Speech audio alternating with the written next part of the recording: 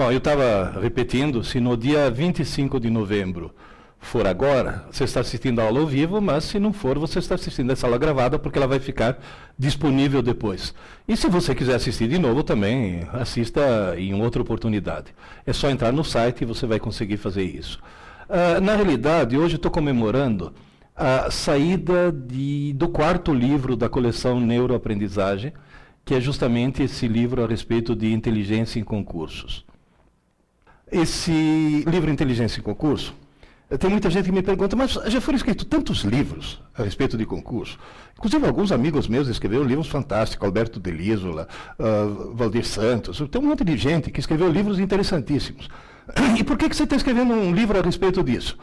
Porque eu descobri a absurda importância que tem no sucesso de um vestibular, no sucesso de um concurso público, o nível de inteligência do candidato. Eu vou explicar melhor, e tem cara que nesse momento está dizendo, mas sou burro, tenho chance? Sim, claro, ninguém é burro, e todo mundo, obviamente, tem chance.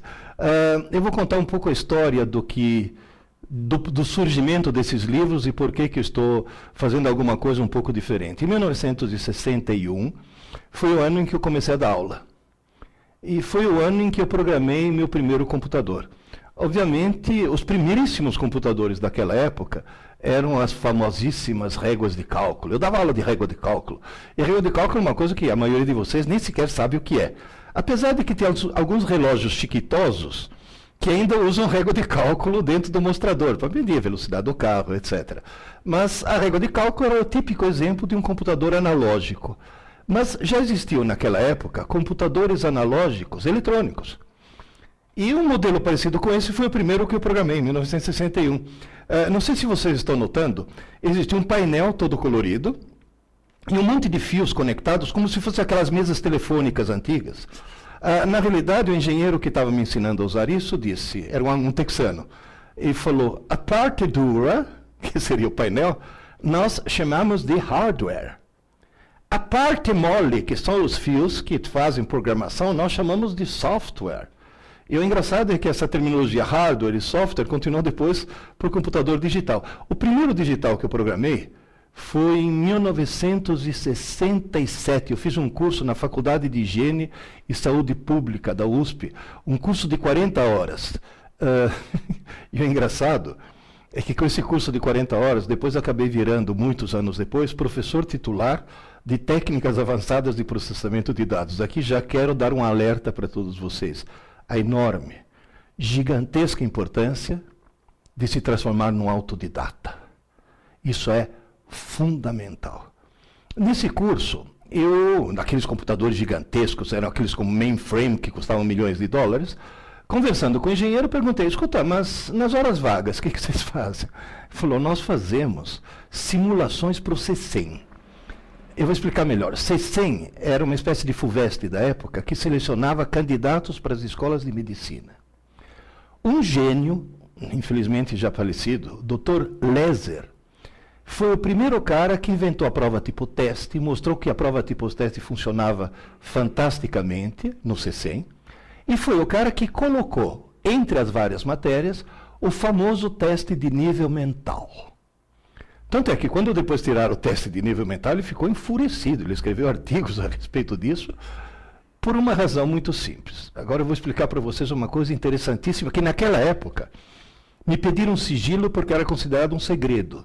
Mas hoje, deixou de ser um segredo, por quê? Porque naquela época se achava que inteligência fosse um fator genético, como a cor dos olhos. Se eu faço um teste de nível mental, e o coitado tem um nível mental baixo, ele fica desanimado, porque ele nunca vai... Não é verdade. Hoje nós sabemos que inteligência, talento e vocação são qualidades aprendidas. As neurociências já mostraram isso. Você vai dizer, o que é um teste de nível mental? Eu vou dar um exemplo. Por exemplo, todo mundo já viu testes desse tipo. Aqui, por exemplo, eu tenho 9 quadradinhos, só que um deles está faltando. Eu tenho que descobrir nos 5 de baixo qual é o correto. Olhando, examinando um pouco, e você deve estar conseguindo ver isso na sua tela, você vê que nos 9 quadradinhos, dentro dele tem 9 quadradozinhos e 3 elementos, o triângulo, a bolinha e a cruzinha. E esses elementos estão em posições diferentes em cada um deles. Provavelmente a resposta certa qual que é? Aquela na qual os 3 elementos estão em posições que não foram ocupadas nos 8 anteriores. Vamos começar, por exemplo, com o triângulo. Se eu pegar a resposta, digamos, genérica, o triângulo pode estar em qualquer lugar. Agora, se eu olhar lá em cima, no quadradinho superior à esquerda, eu noto que o quadradinho superior à esquerda já está tomado. Portanto, eu posso, na resposta, dizer, bom, com certeza, na resposta, eu não vou ter o quadradinho superior à esquerda. Então, o que eu faço? Vamos ver no próximo. O quadradinho inferior à direita também já está tomado, então eu posso eliminá-lo. O quadradinho inferior à esquerda também já está tomado, e eu posso eliminá-lo. O quadradinho superior à direita, elimina. O do centro à esquerda, elimina. O do centro à direita, elimina. O quadradinho que está à direita, elimina. O quadradinho que está embaixo, elimina. Obviamente, a resposta tem que ter o quê? Um triângulo no qual esteja ocupando o quadradinho superior. Isso já permite, se você olhar embaixo, eliminar 3 das opções. Você vai dizer, bom, agora vou escolher entre 2. Isso no exame é fundamental, essa história de eliminar o que não pode, porque de repente faltou tempo, vou chutar. Se você já eliminou 3, você aumentou a tua chance no chute enormemente. Agora você tem uma chance em 2 em vez de ter uma chance em 5. Agora, você notou que olhar para a cruzinha não vai adiantar nada, porque a cruzinha está exatamente na mesma posição nas 2 opções. Então eu devo olhar para a bolinha. Na hora que eu olho para a bolinha, eu percebo o quê? Que no canto superior esquerdo a bolinha já está ocupada. Portanto, não é a número 2.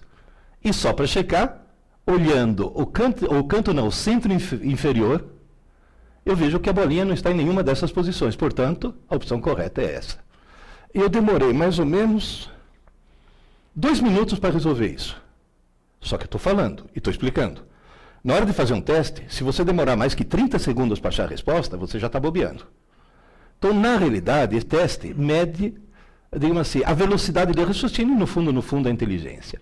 O que faziam naquele computador, aquele velho computador no qual eu comecei a programar aquela coisa gigantesca?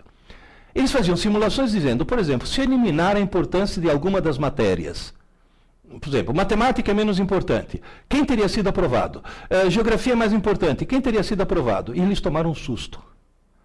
Porque eles descobriram que se todas as matérias tivessem peso 0, mas fosse apenas o nível mental, o exame decisivo para escolher os candidatos escolhidos seriam, com raríssimas exceções, praticamente os mesmos. E nesse momento eles chegaram a uma conclusão que os assustou. Quem passa num vestibular difícil, quem passa num concurso difícil, não é quem sabe mais. É quem é mais inteligente. Você vai dizer, agora, o que eu faço? Simples.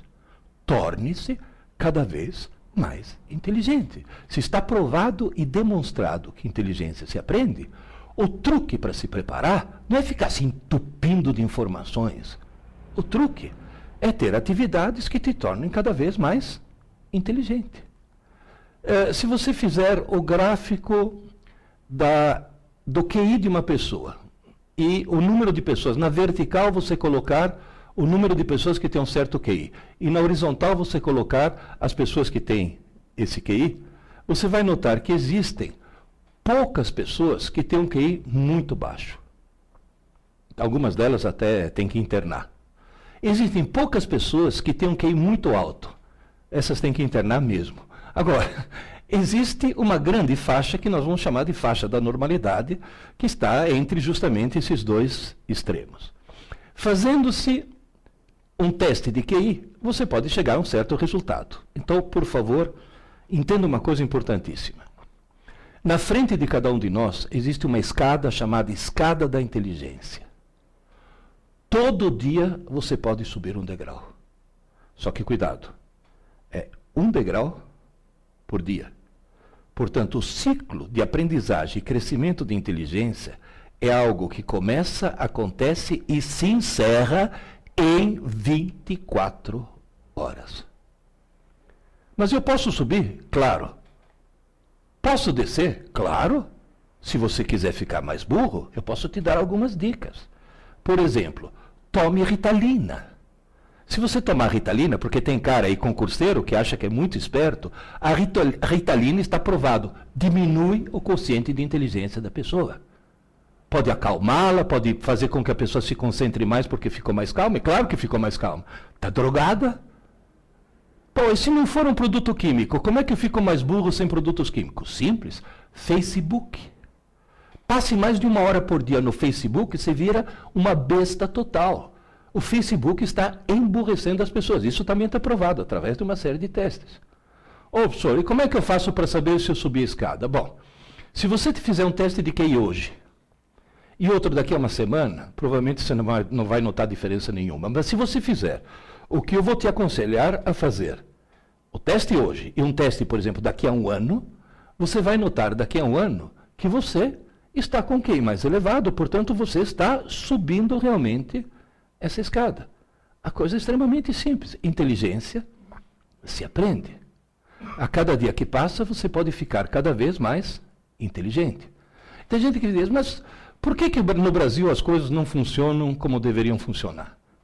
Se eu fizer um teste de QI na humanidade, em geral, por definição, o QI médio da humanidade foi atribuído ao QI médio da humanidade o valor 100. Tem que falar, se eu tiver QI 100, eu sou normal? Não, você é médio.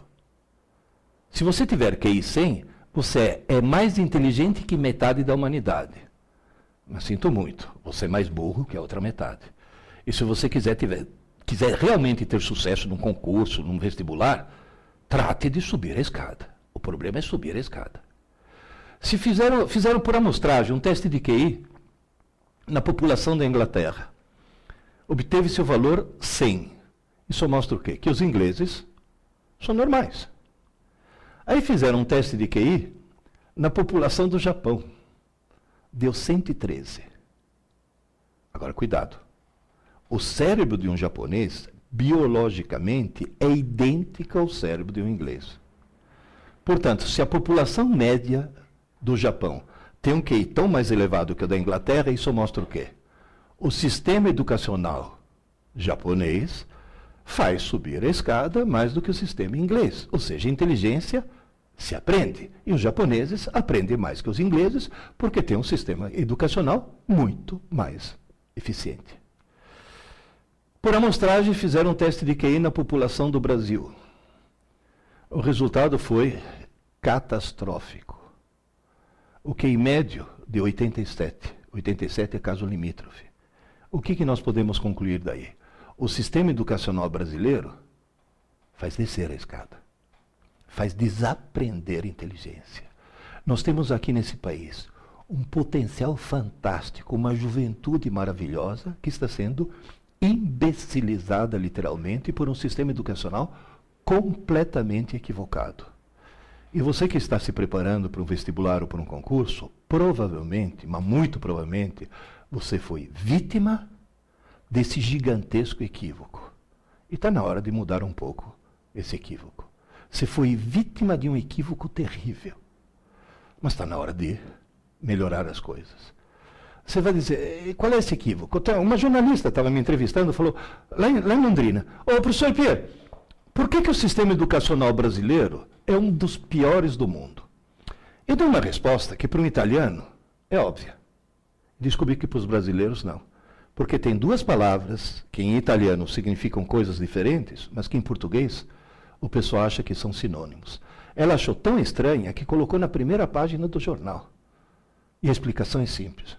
O sistema educacional brasileiro é um dos piores do mundo, porque o Brasil tem milhões de alunos e pouquíssimos estudantes. Milhões de alunos e pouquíssimos estudantes. Qual é o problema?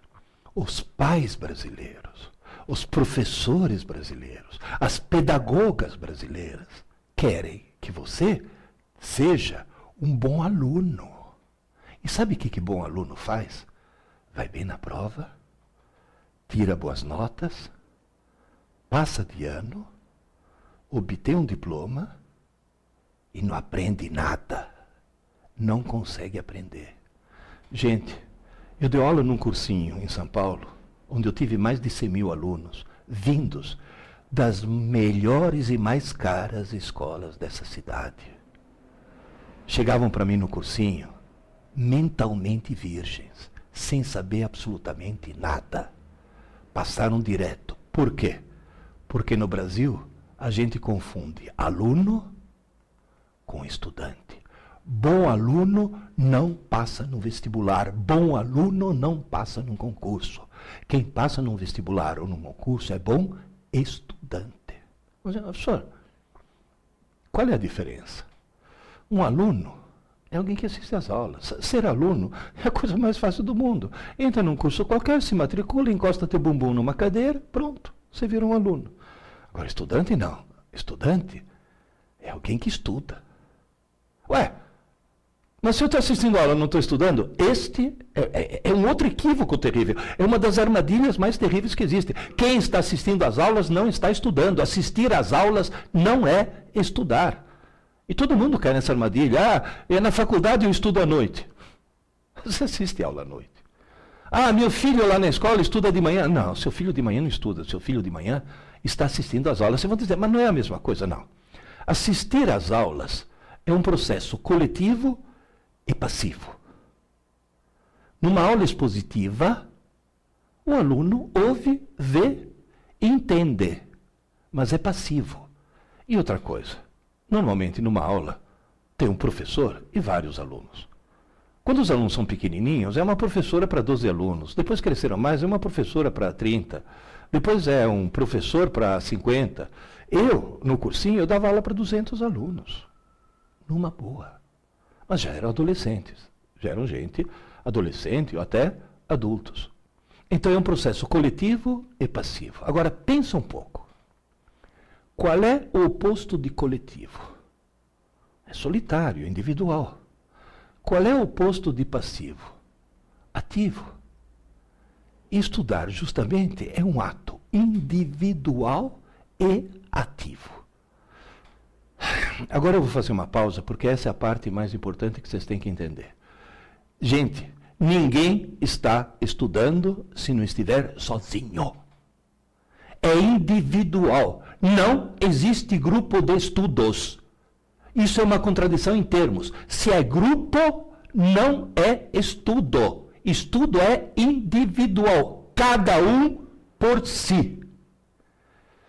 E além de ser individual, é ativo.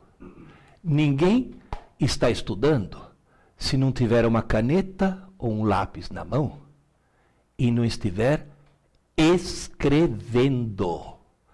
Eu vou repetir. Escrevendo. À mão. Gente, vocês estão falando com um homem de 70 anos que começou a dar aula com 18, que já deu aula para criança e já deu aula na pós-graduação para médico psiquiatra. Vocês estão falando com um homem que só no curso pré-vestibular teve mais de 100 mil alunos. Por favor, ouçam. Não existe outra forma de se estudar que não seja escrever. Tem cara que fala, não, mas espera aí. Eu estou lendo um trecho do Código Penal, eu não estou estudando o Código Penal, não. Você não está estudando, você está lendo e não vai gravar nada. Como é que eu faço? Simples. Pega o texto, pega uma caneta, ou um lápis, um papel, e vai lendo. Tudo que for importante, escreva. É importante? Escreva. Tem que falar, como é que eu sei o que é importante? Simples. Faz de conta, na hora de escrever, que você está preparando uma cola. Na hora de preparar uma cola, surge lá de dentro um poder de síntese que você desconhecia. Tanto é que quem prepara a cola bem feita não precisa puxar, porque só o ato já funciona. E agora, cuidado por uma outra coisa importantíssima. Eu falei escrever, eu não falei digitar. Se você escrever, vai para o teu HD. Se você digitar, vai para o HD do computador. E na hora de fazer um vestibular, um concurso, o computador que você leva é esse. Mas isso está provado cientificamente ou é uma opinião sua? Não, não é opinião minha. Está provado cientificamente. Agora vai. 5 minutos, já que eu sou químico e físico, 5 minutos de química e física. A molécula que vocês veem à esquerda é uma molécula de glicose que foi alterada.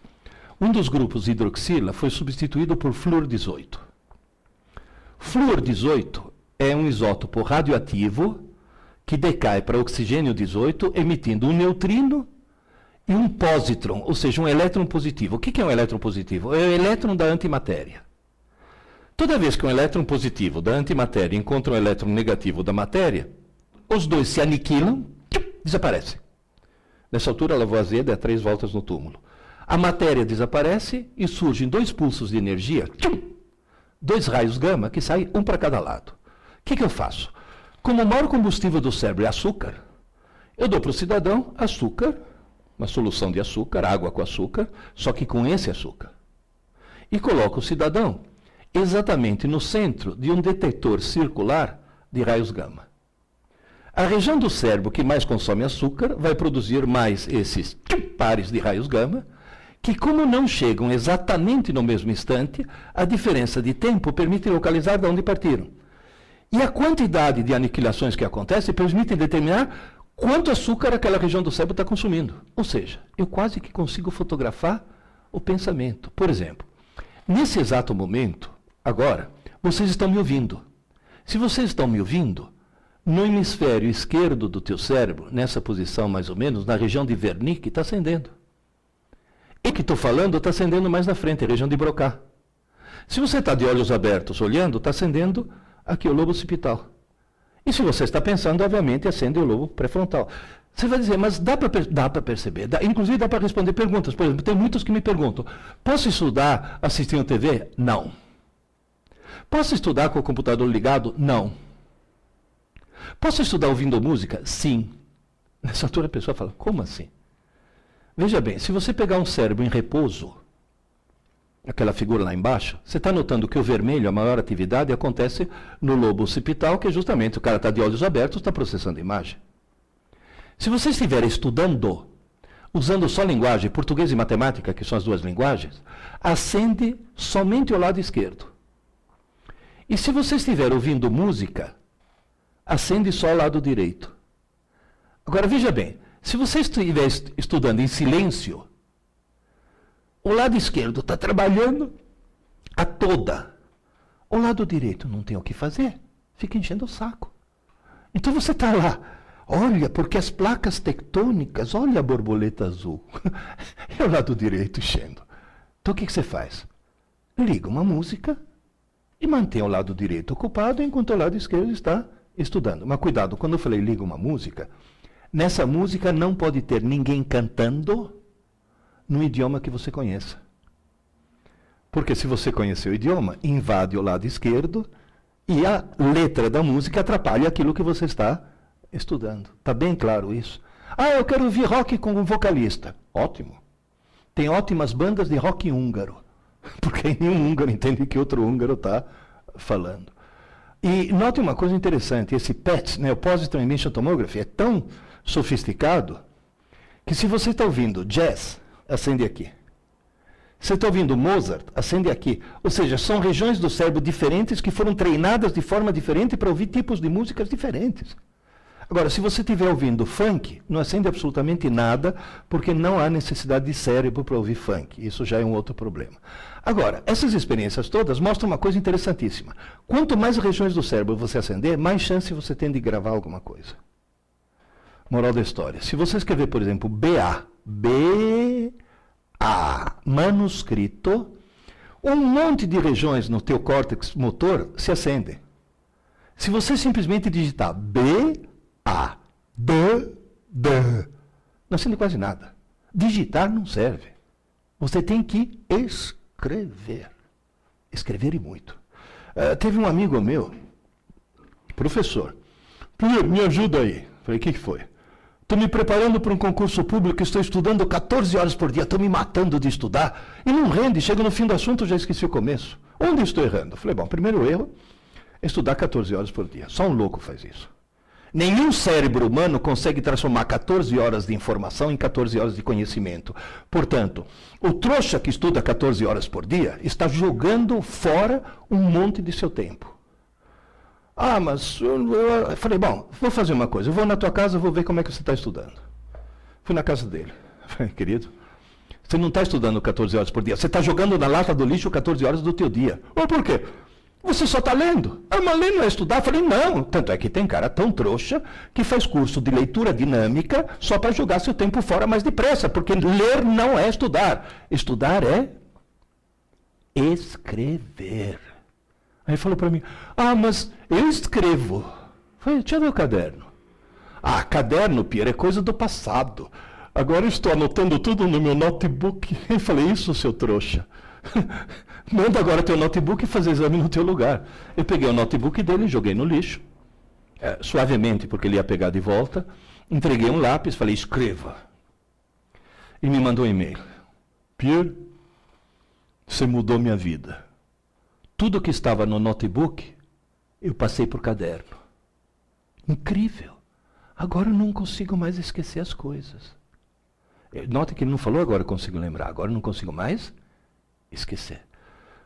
Portanto, queridas e queridos, não tenha preguiça de escrever. E mais uma coisa, hein? Ler numa tela que emite luz não dá nem 30% da retenção do que ler em papel que reflete luz. Portanto, se você tiver um texto interessante na internet para ser estudado, imprima. Duas vantagens. Uma, ler em papel é muito melhor, mas é melhor mesmo. Tem vários estudos que mostram isso. E outra, se está em papel, você vai poder ao lado fazer anotações. Cuidado, eu falei escrever, não falei sublinhar. Hein? Sublinhar não adianta nada. Tem que escrever. Ah, mas isso é perda de tempo. Tudo bem, então continua perdendo 14 horas por dia. Continua jogando na lata do lixo 14 horas do teu dia. Não adianta nada, não adianta absolutamente nada. As pessoas no Brasil não sabem estudar. Tenta imaginar o seguinte, o sujeito entrou na faculdade de Direito da USP, vai fazer Direito no Largo São Francisco, passou por um vestibular altamente competitivo, portanto é alguém que já subiu bastante na escada da inteligência. Aí ele passa 5 anos da vida dele estudando Direito, com a família sustentando, quer dizer, não precisa nem trabalhar durante o curso superior, coisa que eu tive que fazer. Se forma bacharel em Ciências Jurídicas. Você vira o diploma dele? Tem o histórico escolar, a nota mais alta dele é 8. E aí ele vai prestar exame na OAB. Faz o famoso exame da OAB. E consegue um feito inacreditável. Consegue ser reprovado. Quanto por cento? 20% dos formados no Largo São Francisco da USP são reprovados no exame da OAB. 40% dos formados em faculdades de direito federais são reprovados no exame da OAB. E 82% dos bacharéis em direito no Brasil inteiro são reprovados no exame da OAB. E agora vem a pergunta, por quê? Vamos pegar esse caso da USP? Pergunta número 1. É alguém lesado mentalmente? Não. Passou num vestibular bem competitivo. Pergunta número 2. É alguém que fez direito na Unisquina? Não, fez direito no Largo São Francisco. E por que ele foi reprovado? Simples, porque ele cometeu o maior erro que qualquer estudante brasileiro pode cometer. Estudou para a prova. Quem estuda para a prova monta um castelo de cartas na cabeça, consegue tirar nota e não consegue aprender nada porque logo em seguida esquece tudo. Portanto, cuidado com uma coisa. Se você nesse momento está estudando para passar num vestibular ou está estudando para passar num concurso, esquece, você não vai passar. Agora, se você estiver estudando para aprender de forma definitiva e para sempre, aí você vai passar. Porque a cada coisa nova que você aprende, você fica mais inteligente, e quanto mais inteligente, mais chance você vai ter. Mas quando eu falo a cada coisa nova que você aprende, é aprender contextualizando e aprender para sempre. Você vai dizer, professor, qual é o mecanismo para se aprender para sempre? É usar o cérebro. Eu dividi o cérebro humano em 3 partes para simplificar. Na realidade é muito mais complicado do que isso, mas só para simplificar agora. Essa parte azul é o cerebelo, a parte amarela é o sistema límbico e a parte vermelha é o córtex. Só para vocês terem uma ideia, os meus alunos da engenharia da computação calcularam que para obter o hardware correspondente ao córtex humano, eu deveria ligar em rede pelo menos 15 mil computadores de última geração. Portanto, dentro da cabeça, meu querido, você tem 15 mil computadores de última geração. Usa esses computadores, faz esses computadores funcionarem da forma adequada. Para com essa mania de estudar para a prova, para com essa mania de achar que memória, que tem que decorar as coisas. Torne-se mais inteligentes. Como? Aprendendo da forma correta. E qual é a forma correta? Bom, vamos lá. No cerebelo, que é essa região azul, você aprende coisas que têm muito a ver com habilidade física, tem a ver com equilíbrio e com ritmo. Por exemplo, no cerebelo, você aprendeu a andar de bicicleta. Agora, veja bem, o que a gente aprende no cerebelo é uma coisa que é difícil de se aprender, porque ninguém sai pedalando na primeira, quando vai andar de bicicleta, porém, uma vez que você aprendeu, você não esquece nunca mais. Portanto, o que você aprende no cerebelo é aprender de verdade, aprender para sempre. Só que tem um detalhe. Eu acho que nos concursos e nos vestibulares é meio difícil te pedirem andar de bicicleta para saber se você está habilitado para ocupar o cargo ou não. Moral da história, nós temos que colocar as coisas na região vermelha, no córtex. Só que a porta de entrada do córtex, da região vermelha, é o sistema límbico, a região amarela, que é uma região que, ao contrário do cerebelo, ao contrário dessa região da bicicleta, é uma região onde é facílimo por uma coisa, mas é facílimo perder. Por exemplo, você está numa cidade mineira muito estranha chamada Varginha. É uma cidade que no lugar de caixa d'água tem um disco voador. Você está andando por Varginha, de repente uma coisa estranha te chama a atenção. Se chama a atenção, imediatamente essa coisa estranha é passada para o sistema límbico. Mas entra-se com uma facilidade incrível. Porém, se parar de chamar a atenção, algum tempo depois, acaba desaparecendo. Você vai dizer, é fácil pôr, mas é fácil tirar. Durante quanto tempo uma coisa fica armazenada no sistema límbico? Pode ficar armazenada segundos, minutos ou até horas. Jamais dias. O conteúdo do sistema límbico não sobrevive a uma noite de sono. E acho que você já desconfiou que quem estuda para a prova põe as coisas aonde? No sistema límbico. O tempo suficiente para tirar nota e esquece em seguida. E você já notou que quando o pilantra estuda em cima da hora para tirar nota, normalmente ele estuda quando? Não é no dia anterior. Ele acorda mais cedo para fazer a prova porque sabe que uma noite de sono pode estragar o que ele estudou no dia anterior, porque ele colocou tudo no sistema límbico. Você vai dizer, e como é que eu guardo uma coisa para sempre? Põe no córtex, na região vermelha, põe nos 15 mil computadores. Mas como é que faz isso? Simples. Vamos pegar um exemplo genérico. Você está numa aula de biologia e o teu professor diz, para de falar que aranha é inseto. Inseto tem 6 patas, que nem a formiga. Aranha tem 8, é aracnídeo. Bom, essa informação importantíssima, diga-se de passagem, a respeito da aranha, é uma informação que você recebeu como aluno, porque foi numa aula. Se foi como aluno, ela imediatamente vai para o sistema límbico, mas ela está condenada a desaparecer. Essa noite vai desaparecer durante o sono. Ah, mas eu quero gravar. O que eu faço? Tem um truque. Aquela informação recebida durante uma aula, que pode ser presencial, pode ser à distância, pode ser uma aula que você mesmo está dando para si mesmo, lendo um livro, mas a informação recebida, se no mesmo dia, insisto, tem que ser no mesmo dia. Se ela for trabalhada ativamente como estudante, veja bem, se é estudante tem uma pessoa só, não tem grupo de estudo. E se ativamente é alguém que tem um lápis na mão. Que esse alguém acaba fazendo? Pega um pedaço de papel e começa. 1, 2, 3, 4, 5, 6. Vai desenhando 6 patas da formiga. E escreve embaixo. Isto é uma formiga, e se é uma formiga, ela tem 6 patas. Aí ele desenha uma aranha. E a aranha tem 1, 2, 3, 4, 5, 6, 7, 8 patas. Portanto, a formiga é um inseto, a aranha é um aracnídeo. Esse ato de pegar um lápis e fazer isto. E note que não precisa fazer o tratado sobre a aranha e a formiga. Não, é quase como se fosse uma cola. Essa coisa esquemática faz com que você deixe de ser aluno e nesse momento você vire estudante.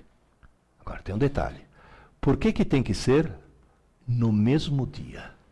Porque aquela informação que você trabalhou como aluno, naquela noite, naquela mesma noite, durante o sono e só e exclusivamente durante o sono, esse é o ponto-chave, ela é transferida para o córtex, é quase como se o sistema límbico fosse memória RAM e o córtex fosse o HD. Portanto, o teu cérebro é um computador que salva, mas só salva durante o sono.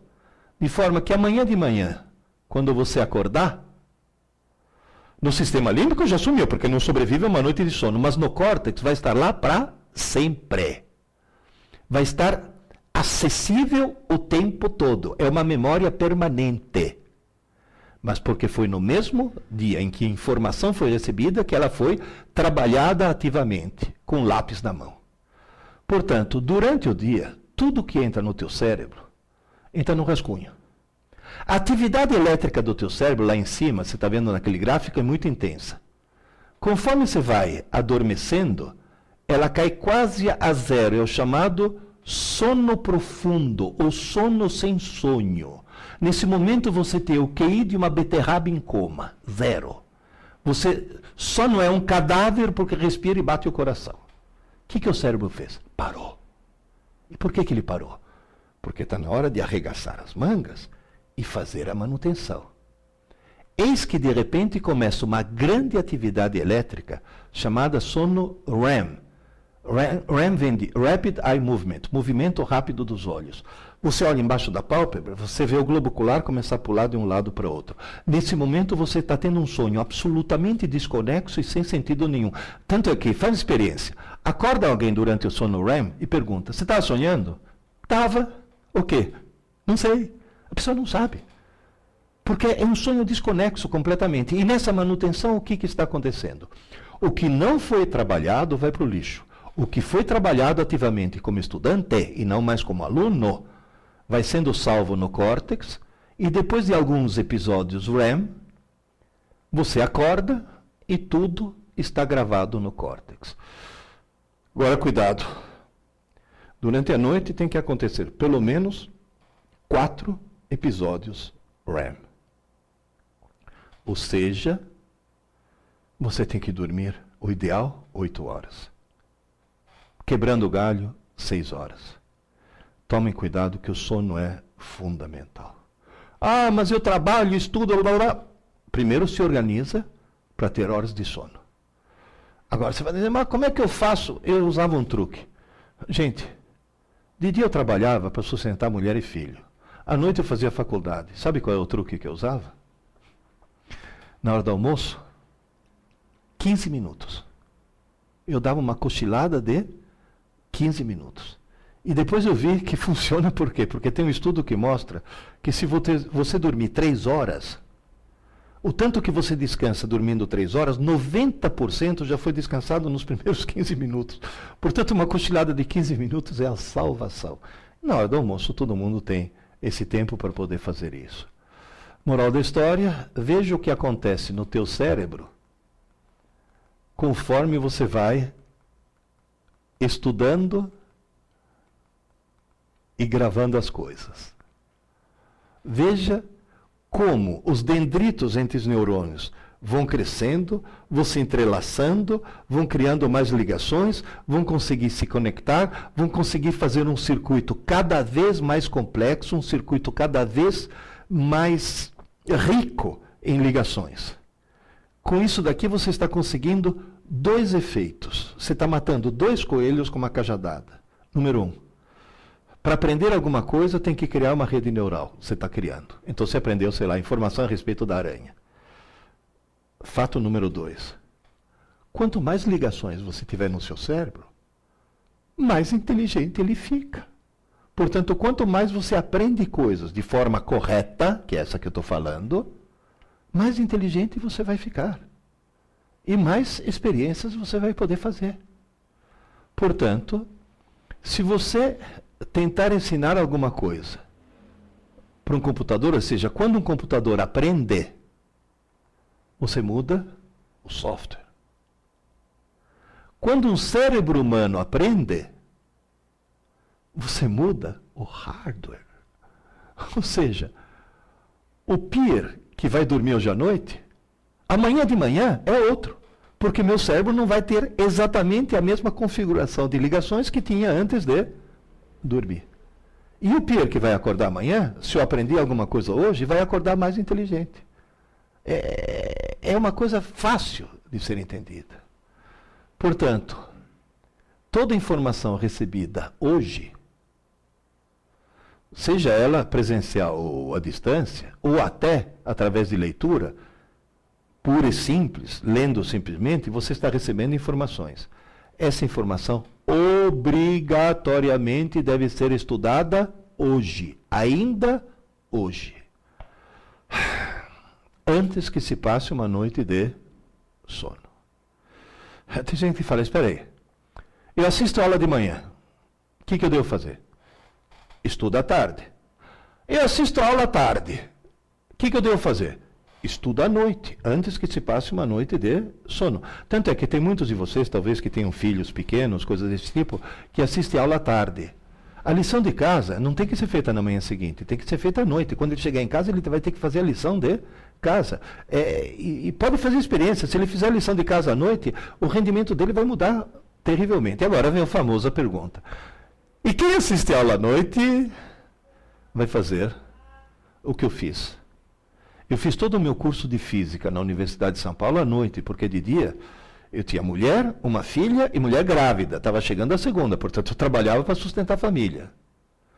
À noite eu ia para a faculdade, chegava em casa exausto, porém eu ia dormir meia hora mais tarde. E meia hora que eu passava como? De lápis na mão, escrevendo. É isso que faz uma gigantesca diferença. Tanto é que meus alunos do cursinho sempre usaram o famoso lema: aula dada, aula estudada, hoje. Aula dada, tem que ser aula estudada, hoje. Tem gente que fala, mas eu não assisto aula. Melhor, se você perde menos tempo. Se você tem mais tempo para estudar. Tanto é que o grande equívoco cometido nas escolas brasileiras é entupir o coitado de aula de manhã e à tarde. E o sujeito simplesmente não tem tempo de estudar. Há um equívoco. Não é verdade que quanto mais aulas você assistir, mais você aprende. Mentira! Você aprende quanto mais horas de estudo você tiver. A aula não foi feita para aprender. A aula foi feita para entender. O professor não ensina, o professor explica. E se você não entender, ele explica de novo. E se você não entender, ele é tão criativo que inventa uma nova maneira de explicar. A aula não foi feita para aprender. Portanto, aumentar o número de aulas é burrada. Tem que aumentar o número de horas de estudo. Só para vocês terem uma ideia, o melhor sistema educacional do mundo é da Finlândia. E na Finlândia, todas as escolas são período integral, porém, só tem aula pela manhã. E à tarde, além do esporte que eles fazem, cada um deles tem sua escrivaninha, e eles fazem a lição de casa todas as tardes, que lá não é lição de casa, é lição de escola mesmo, porque eles não vão para casa. Moral da história, esse é o truque. Nas 24 horas, você tem que ter um espaço para entender, para receber a informação. Depois de receber a informação, tem que ter um espaço para trabalhar ativamente com lápis na mão a informação. Isso serve para aprender. E depois, uma boa noite de sono para fixar. Sabe o que quer dizer isso? Que o ritmo do cérebro humano é circadiano. A palavra circadiano vem do latim circadien, ao redor de um dia. Tudo começa, acontece e se encerra em 24 horas. 24 horas. Esse é o ponto fundamental. Portanto, na hora que você estiver subindo a escada da inteligência, lembre-se, é um degrau por dia, porque tudo tem que acontecer dentro das 24 horas. E as 3 coisas que tem que acontecer são entender, aprender e fixar. Se uma das 3 não acontecer, ou acontecer na ordem errada, como, por exemplo, a criança que assiste aula à tarde, chega em casa, dorme, vai fazer a lição na manhã seguinte e pronto, já ferrou tudo. Se uma das três coisas não for feita, no dia seguinte você acorda no mesmo degrau onde você estava e você acaba de jogar na lata do lixo um dia da tua vida que não vai voltar nunca mais. E no cursinho pré-vestibular, eu recebi 100.400 alunos que descobriram muito tarde que não jogaram um dia ou outro na lata do lixo, jogaram anos da vida deles na lata do lixo. Por quê? A maldita mania de estudar para prova em vez de estudar para aprender. Quem estuda dessa forma que eu falei, pouco, mas todo dia, nunca mais na vida vai precisar estudar para uma prova. E tem mais uma coisa. Você vai fazer um concurso onde cai, sei lá, direito constitucional. Você estuda para o concurso. Você põe as coisas na cabeça para o concurso. Presta o concurso. Pode passar ou não. Alguns anos depois, você vai prestar um outro concurso onde novamente cai direito constitucional. O que acontece? Vai ter que estudar tudo de novo a partir do zero, porque não ficou gravado nada para sempre. Enquanto que se você estudar com esse processo pouco e todo dia, vai ficar gravado para sempre. Você vai estudar direito constitucional uma única vez na vida. Eu falo para o pessoal que faz, estou fazendo cursinho para a OAB. Eu falo, eu conheço um cursinho ótimo para a OAB. Só que tem um problema, dura 5 anos e chama Faculdade de Direito. É simples, né? E estudar pouco e todo dia. Agora veja bem, tenta entender uma coisa extremamente importante.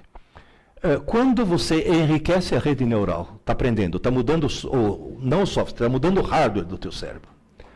O enzima que permite fazer os dendritos crescerem, ele se esgota em aproximadamente 40 minutos. Portanto, aí vem um truque. Se você for estudar intensivamente, faz uma coisa. Estude meia hora e depois descanse 10 minutos.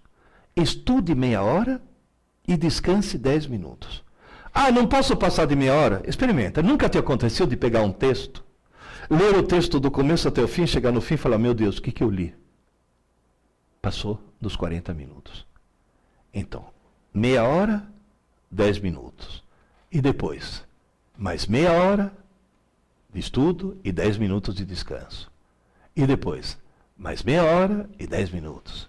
E vai indo até chegar mais ou menos a umas 3 horas e meia de estudos. Só que nessas 3 horas e meia de estudos, tem mais uma hora que foi intercalada, que é justamente o tempo de descanso. Mas desse jeito eu fiquei 4 horas e meia ocupado e só aproveitei 3 e meia. Não adianta. Você ficar sentado, amarrado numa cadeira, estudando, sem dar esses 10 minutos, você está jogando o teu tempo fora. Depois você vem e fala, não rende. O truque é esse. Meia hora, 10 minutos, meia hora, 10 minutos, meia hora, 10 minutos. E nesses 10 minutos, o que eu faço? Faz alongamento, vai tomar água, vai no banheiro fazer xixi, vai fazer qualquer coisa, menos atividade intelectual. E outra coisa, entre no MST, movimento do sem tela. Nesses 10 minutos não vai me ligar o Facebook ou coisa desse tipo, porque os 10 minutos viram 20, viram 30, ou coisas desse tipo. Vamos dizer, professor, tudo isso que o senhor está falando funciona? Há muito tempo atrás, eu fiz uma brochurazinha, uma apostilinha, chamada Aprendendo Inteligência, que justamente se tornou o volume 1 da coleção de neuroaprendizagem. Mas assim, impressa em papel, capa em papel e tudo mais. E passei isso, depois de palestra, para os meus alunos no cursinho. 600 cópias fizeram. E depois vieram, professor, minha vida mudou. Aí esse reforço positivo, eu falei, opa, então eu estou no caminho certo. O que eu fiz? Já fiz uma edição, esse ainda com a capa branquinha, um pouco mais chiquitosa, Deu muito certo. Mas, gente, eu tenho absoluta convicção que eu estou falando dá certo, porque as pessoas que leram esse livro, Aprendendo Inteligência, depois me dão retorno, estão dizendo, mudou, minha vida mudou. E a culpa não era deles. Eu já vi mãe falar, filho, desliga isso daí e vai estudar, menino, você tem prova amanhã. Essa mãe acha que está ajudando o filho, essa mãe está cometendo um crime hediondo, essa mãe devia ser presa sem direito à fiança. Essa desgraçada está arruinando a vida do filho. Porque a frase certa seria, filho, Desliga isso daí, vai estudar, menino. Você teve aula hoje. Esse que é o problema. Então, no fim, acabou surgindo esse livrinho aqui, que depois deu origem a esse livrinho aqui. Por quê? Porque eu tive que explicar para os pais como funcionava a coisa. E aí, me obrigaram a escrever esse livro aqui, esse verde aqui. Por quê? Porque eu tive que explicar para os professores como funcionava a coisa. Aí chegou um monte de gente e falou, tá bom, você escreveu um livro para quem é aluno, e eu que sou autodidata. Tchau, tchau. É justamente o livro que eu estou lançando hoje, que é justamente esse para concurso, onde eu tento mostrar todas as manhas possíveis para você se tornar mais inteligente. Esse que é o ponto-chave. Mais inteligente. Eu vou abrir agora para perguntas. Se sobrar alguma pergunta depois dessas, o site no qual você pode entrar, esse editora.tv, que é um site que vai te reencaminhar, é um URL muito fácil que vai te reencaminhar depois para um monte de outros sites. Mas basicamente os 4 livros, já está saindo o 5º, viu? Já estou no 5º livro. Os 4 livros basicamente são o azul para alunos, o vermelho para pais não, para mães, que a parte mais terrível da escola são as mães. As mães dão muito palpite errado. O verde, que é para os professores, e esse amarelo alaranjado aí, que era para ser preto, mas a editora resolveu mudar a cor, esse amarelo alaranjado é justamente para os autodidatas que estão se preparando. E eu escrevi esse livro porque fiquei com muita pena do cara que fica 14 horas por dia a troco de nada. Quando na realidade passar num concurso, passar num vestibular, é outro papo, é outra técnica e você, insisto, tem que se tornar cada vez mais inteligente. Eu acho que agora a gente poderia abrir para as perguntas do pessoal, né? Já tem alguma coisa? Tem gente que já ficou revoltada, né? Vamos ver um pouco se tem alguma dúvida, alguma pergunta, alguma coisa que eu possa responder para vocês. Abriu?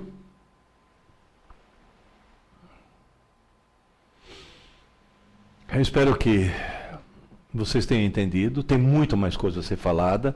Eu já estou combinando outras aulas que a gente vai fazer aqui para entrar em mais detalhes a respeito. Mas, na realidade, é extremamente importante que você perceba que você tem que mudar o teu cérebro. Não é pegar o cérebro que você tem e entupir de informações. Não. É pegar o cérebro que você tem e torná-lo cada vez mais rico em ligações, cada vez mais complexo, de maneira que ele fique mais inteligente e, portanto, aquelas informações sejam processadas melhor, mais contextualizadas e, principalmente, mais rápidas. Esse que é o ponto-chave. Maior velocidade de raciocínio. Chegou alguma pergunta? Sim. A Kaline pergunta, existe alguma técnica para aprender em curto tempo, em tempo mais curto? Não.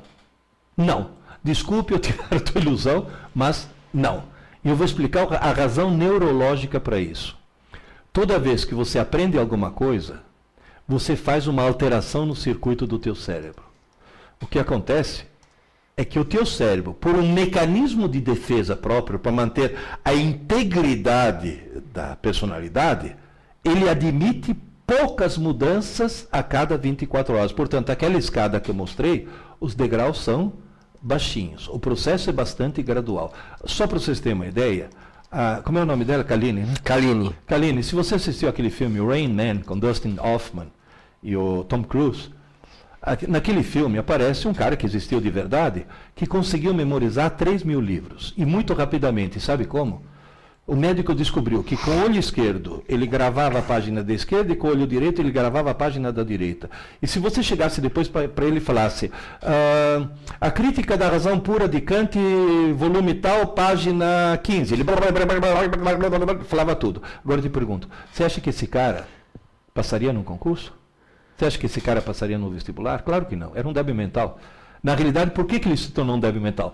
Porque justamente o cérebro dele começou a sofrer muitas mudanças e muito rapidamente roubando a integridade de uma personalidade e de outras habilidades que acabaram desaparecendo. Foram canibalizadas por essa habilidade em memorizar coisa.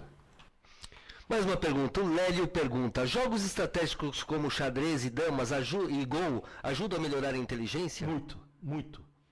Muito. Ao contrário de muito videogame. Tem alguns videogames também que ajudam a melhorar a inteligência, mas são raríssimos. E olha que eu estou falando de cátedra, porque quando eu era jovem, eu não jogava videogame, eu criava videogame. Então são raríssimos. Agora, esses jogos estratégicos, War, Go, Damas, xadrez, principalmente o xadrez, são jogos que desenvolvem muita inteligência. Mas, mais uma vez, cuidado. Não vamos cair no Rain Man. Porque tem cara que joga xadrez com tanta intensidade, com tanta concentração, e só exclusivamente xadrez, que se torna o quê? Uma máquina de jogar xadrez, e é um cara que simplesmente não se desenvolve intelectualmente e outras coisas. Então é bom ir variando, é bom ir fazendo várias coisas diferentes. Excelente. João Neto pergunta, Pierre, qual a diferença desse livro para concursos para o livro azul para estudantes? No livro azul para estudantes, eu parto do princípio que o sujeito certamente teve uma aula, e o que fazer depois dessa aula. No livro de concurso, eu mostro que ele pode ou não ter tido essa aula, e no livro de concurso eu mostro, digamos assim, para um público mais adulto, um público mais amadurecido, eu mostro a enorme e gigantesca importância, de aumentar seu nível de inteligência, porque isso que é fundamental. 2, de começar a fazer exercícios mentais. E 3, eu mostro uma coisa, que no outro livro, no azul, não tinha muito sentido. Quais são as técnicas a serem usadas durante a prova? Durante a prova, porque durante a prova, tem gente, por exemplo, muito bem preparado, que durante a prova dá o famoso branco, se perde, está nervoso, coisa desse tipo. Então eu mostro o que fazer durante a prova. Vou dar um exemplo rápido. Você está numa sala no meio de concorrentes.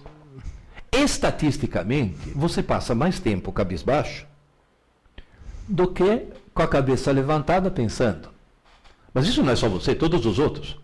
Portanto, estatisticamente, na hora que você levanta para pensar, você vai ver um monte de gente cabisbaixo. O que vai passar na tua cabeça? Só eles estão fazendo, eu estou aqui perdendo tempo. Aí começa a dar aqueles pânicos idiotas. Então, é como você se acalmar. Inclusive, tem uma maneira muito fácil de você criar pânico nos concorrentes que estão na sala, viu? Porque você elimina alguns. Qual que é? Por mais que você esteja se ferrando, por mais que a prova seja difícil, de 3 em 3 minutos, bem discretamente, faz yes! E continua fazendo a prova. Os outros ficam destruídos, falam, meu Deus do céu, esse cara daí está sabendo tudo. Aí você destrói os outros moralmente, pelo menos. Daniel pergunta, professor, quem estuda sozinho não passa da etapa 1, que é entender, uma vez que não assiste aula. Nesse caso, o ato de entender a matéria passa pela leitura? É fundamental a leitura. Ninguém sobe a escada da inteligência se não for um leitor. Ninguém é um leitor se não for alguém que lê muito. Ninguém lê muito se não for alguém que lê por prazer. Portanto, queridas e queridos, a leitura não interessa do que. Pode ser até 50 tons de cinza. Que é aquela espécie de Sabrina pornô que lançaram, que fez um grande sucesso. Pode ser leitura de qualquer coisa. A leitura é fundamental, desde que você goste. Porque na hora que você gosta, o que acontece? Você lê muito. Quanto mais você lê muito, mais você decodifica, mais interpretação de texto você tem, mais vocabulário você tem, mais coisas vão acontecendo e, principalmente, mais inteligente você se torna. E a inteligência, muitas vezes, permite com que você construa o conhecimento em vez de recebê-lo. Eu vou dar um exemplo simples. Eu estava brigando com os meus alunos porque eu falei que eles tinham um vocabulário muito limitado. Porque eles liam muito pouco. Aí um dos meus alunos me desafiou assim, falou, aí o senhor tem vocabulário? Eu falei, eu tenho um vocabulário maior, porque eu leio mais do que vocês. Aí ele abriu, ele tinha um daqueles, abriu, falou, então me diz aí, o senhor sabe o que é bradipneia? Eu falei, não. Haha! Eu falei, não, espera aí. Eu não sei, mas vamos pensar um pouco. Eu sei que o contrário de taquicardia é bradicardia. Então, se taquicardia é o coração batendo depressa, bradicardia deve ser o coração batendo devagar. Então, esse brade significa devagar. Pneia. Eu me lembro que quando eu fazia mergulho, me ensinaram a mergulhar com equipamento ou em apneia. Apneia. A, negação, pneia, respirar. Ou seja, prendendo a respiração. Portanto, bradipneia deve ser a respiração muito lenta. Essa definição não vale. Eu falei, como não vale? Essa definição é. Eu tinha conhecimento? Não. Mas eu tinha inteligência suficiente para buscar coisas soltas, juntar e obter. Qual é o fator que permite isso? Leitura. Muita leitura. Infelizmente, o sistema escolar brasileiro é especialista em criar o ódio pela leitura. Pega uma criancinha de 12 anos, fala, você vai descobrir o prazer pela leitura. Toma, Iracema. Isso é um trauma que depois nem 20 anos de psicanálise tiram da pessoa. Toma, Dom Casmurro. Eu falo para os professores de literatura, começa com Harry Potter, você chega em Machado de Assis. Agora, começa com Machado de Assis, você não vai chegar em lugar nenhum. Portanto, para os autodidatas, a leitura como forma de lazer é fundamental, para dar justamente toda essa decodificação, interpretação de texto e tudo mais. Vamos lá. O Léo pergunta, tem o edital de um concurso. Como encontrar o material adequado que se só dispõe de provas anteriores? Bom, as provas anteriores já são uma boa indicação de qual é o estilo, pelo menos. São uma boa indicação de o que costuma ser cobrado. Agora, no edital, o que acontece? Você vai ter que procurar os livros texto correspondentes àquelas matérias que vão ser cobradas. Ou então, se você tiver tempo, você faz um dos tais cursinhos preparatórios, não tanto pelas aulas que você vai ter, mas justamente porque esse cursinho já se deu o trabalho de organizar esse material numa série de apostilas, e também na internet tem um monte de apostilas a serem compradas ou obtidas em PDF, um monte de coisas. Quer dizer, a obtenção do material não é tão especialmente agora com a internet, não é uma coisa tão difícil assim. O Phil pergunta, quanto tempo o senhor recomenda estudar para um vestibular mais concorrido, como o de medicina? Eu diria, olha, não passe de 4 horas por dia. Estudar, não estou falando de assistir às aulas, estou falando de estudo concentrado, com caneta na mão, escrevendo. 4, se muito, 5 horas por dia, mas não muito mais, porque não vai ser a quantidade de estudo que vai te colocar na faculdade. Vai ser exatamente o grau de desenvoltura de raciocínio que você vai ter que vai te permitir entrar na faculdade. Como é o nome dele? F-E-L-L, Phil, né? Acho que é Phil, seria o Phil. Então, basicamente é isso, veja bem, não exagera no tempo, porque no fim, o problema é o seguinte, se em 3 horas, intercalada, daquele jeito que eu falei, meia hora, 10 minutos, meia hora, 10 minutos, meia hora, 10 minutos, se 3 horas, ou 4 horas que sejam, é o ideal. Se você estudar 8, sabe o que vai acontecer? As últimas 4 horas se sobrepõem às primeiras 4 e vai uma bagunça total e você não aproveita nem as últimas 4 e nem as primeiras 4. Então é melhor ficar nas primeiras 4 horas, que é o que vai te dar mais proveito. Né? O Luiz pergunta, por que há coisas que nós aprendemos e nunca mais esquecemos, mesmo sem dedicar um tempo para estudá-las separadamente? A razão é extremamente simples. O que passa do sistema límbico para o córtex durante a noite é aquilo que mais te impactou emocionalmente. Então, se você vê um desastre horrível, um caminhão destruindo um outro, provavelmente essa é uma cena que você nunca mais vai esquecer. Se você vir uma moça muito bonita, provavelmente é uma cena que você nunca mais vai esquecer. Agora, acontece que a equação do segundo grau não é uma coisa que normalmente impacta emocionalmente a pessoa. Ninguém vai, que bonito uma equação do segundo grau. Então, as coisas que não te impactam emocionalmente, essas você vai ter que impactar com o lápis na mão e ficar fazendo exercícios, que é a outra maneira que o cérebro tem de acabar gravando alguma coisa. Eu tenho certeza absoluta que todos vocês que estão me ouvindo agora, cada um de vocês lembra exatamente onde estava quando recebeu a notícia dos 2 aviões entrando nas Torres Gêmeas de Nova York. Por quê? Porque foi uma coisa tão impactante que você não esquece justamente isso. Agora, é lógico, por exemplo, tem professores que têm a técnica de contar uma piada durante a aula para impactar emocionalmente. E sabe o que acontece? 2 meses depois o cara esqueceu a aula, mas lembra da piada, pelo menos. Então não é só essa coisa impactante que vai funcionar. Depois da aula, lápis na mão e trabalho.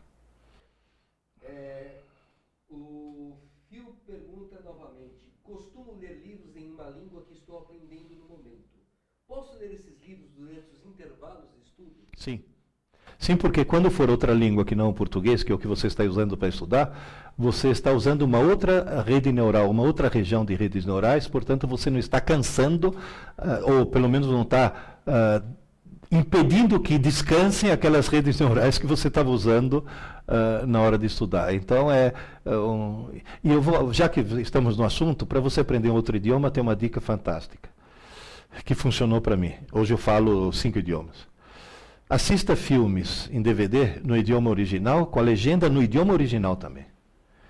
Tanto o filme no idioma original e a legenda também no idioma original. Isso permite com que você vá mergulhando muito e leia livros no idioma que você quer aprender. Você fala, mas se eu pego um livro no idioma que eu não aprendo, não sei nada, teu cérebro aprende. É impressionante como contextualizando o cérebro consegue descobrir as coisas. Quando você aprendeu a falar português, você não tinha um dicionário, não tinha legenda, Gugu Dadá traduzindo o que você estava falando. E você, simplesmente, você aprendeu contextualizando, né? Essa maneira de aprender o idioma. O Alessandro pergunta, eu posso utilizar mapas mentais? Funcionaria? Teria alguma técnica? Olha, realmente, com relação aos mapas mentais, eu tenho um pé atrás, deixa eu explicar por quê. Porque é tanta técnica essa de montar o mapa mental que o sujeito fica mais preocupado em montar o mapa segundo a técnica do que com o conteúdo do próprio mapa. Tem até uma experiência feita numa universidade americana em que o mesmo texto foi dado por um grupo que estudou de maneira tradicional, qual aquela fazendo resumo, lápis, e um grupo que fez os tais mapas conceituais, os mapas mentais, Muito bem. Depois de um mês cobraram aquele conteúdo, o pessoal que estudou da maneira mais tradicional teve um resultado melhor do que o pessoal que fez os tais mapas mentais. Então, os mapas mentais funcionam se o sujeito já estiver usando há muito tempo. Portanto, é uma coisa automática, em que ele não está preocupado com o mapa mental, ele está preocupado com o conteúdo daquilo que ele está colocando no mapa. Entendeu a diferença? É a mesma coisa que, sei lá, eu sou um péssimo jogador de tênis. Só que eu ganho quando eu vou jogar com um cara melhor do que eu. Por quê? Eu perco o primeiro set, tudo bem, sempre perco, sou péssimo. Aí eu viro pro cara e falo, você joga bem pra caramba, mas já descobri o teu segredo. Já sei por que você joga tão bem. Eu descobri que você põe o polegar, a tua empunhadura, o polegar toma uma posição que é justamente o que te dá mais força lá na pancada, tá? O segundo set eu ganho, porque o cara fica olhando para o polegar dele em vez de ficar olhando para a bola. O truque é extremamente simples. Se você faz um mapa mental com a preocupação, será que estou fazendo um mapa segundo o conceito adequado do mapa, não sei o que, esquece. É o conteúdo daquilo que está lá que acaba interessando. Cristiano pergunta, como fazer para armazenar o conteúdo de uma determinada matéria? Como determinar o que aprender? É aquilo que eu falei no começo. Como é o nome dele, Cristiano? É, o Cristiano. Cristiano, eu cheguei no Brasil, eu sabia falar bom dia, obrigado e alfinete só. Eu tinha 12 anos, não sabia falar português. E me botaram na escola mesmo assim, eu tive que me virar. Um belo dia, eu entro na sala de aula, eu não conhecia ainda os mecanismos brasileiros. Entrei na sala de aula e vi todo mundo alvoroçado. Falei, nossa, os nativos estão irrequietos hoje, deixa eu ver o que está acontecendo. E aí fui ver, estava todo mundo escrevendo com uma letra muito miúda em pedacinhos de papel muito pequenos. Falei, deve ser um ritual religioso, né? De repente, eles fazem um pedido por embaixo do santinho, né? Mas eu perguntei para o colega, falei, mas sente, mas que coisa é isso? Ele olhou para mim e falou, cola. Falei, e o que é cola? Falei, é para consultar durante a prova. Falei, e o professor é deste? Ele falou, não. Aí eu fiquei estarrecido, descobri que tem gente que acha que está na escola para tirar nota, e não para aprender. Mas aí, em Roma, faça como os romanos, em Piracicaba, onde eu estava, faça como os piracicabanos. Preparei minha cola.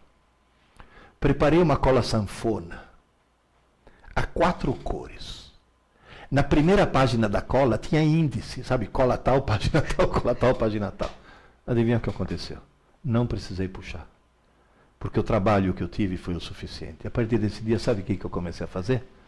Toda tarde, quando eu chegava em casa, eu me perguntava, se as aulas que eu assisti hoje caísse numa prova amanhã, que cola eu prepararia? E preparava a cola. E jogava numa gaveta. E nessa gaveta só entrou e nunca saiu. Você está vendo um homem na tua frente que nunca precisou colar na vida. Por quê? Porque passou a vida preparando cola.